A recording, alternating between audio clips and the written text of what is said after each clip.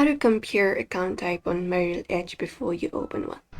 So before opening an account on Merrill Edge, it's very important to understand the different account types so that we choose the right one for our financial goals. So first of all, let's head over to merrilledge.com, and this is our interface right here.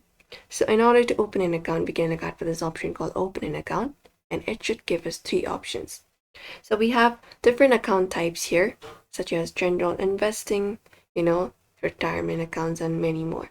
So if you want to look out for this option called individual investing account, this is for personal investing. It is very famous for personal investing. You can use it, and you can also look out for more options there.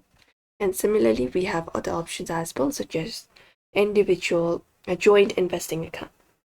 So it is a joint brokerage, which is basically couples or shared investing. It's best for that, and you can have up to 4 account owners. And we have custodial investing account. So it's something for a child. It's investing for a child, and if you are using this account right here, basically adult manages the funds until a child becomes an adult. They can just go and manage it. You can look out for the legal information and everything just by clicking on that option and go ahead and view it. And apart from that, we have different one, which is we have traditional inherited IRA, which is retirement savings. It's tax deductible, contribution taxed when withdrawn. We have Roth inherited IRA, which is retirement savings as well. It's contributions after tax and tax-free withdrawals later.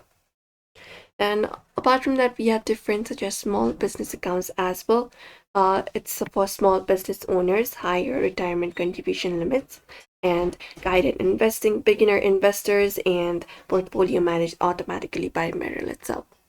You can just go over and look out for it. Merrill offers a wide range of account options, including brokerage accounts, retirement accounts, custodial accounts, trust accounts, and education plans. You can directly visit their site to view it up and look out for the terms and conditions and everything that you are looking for.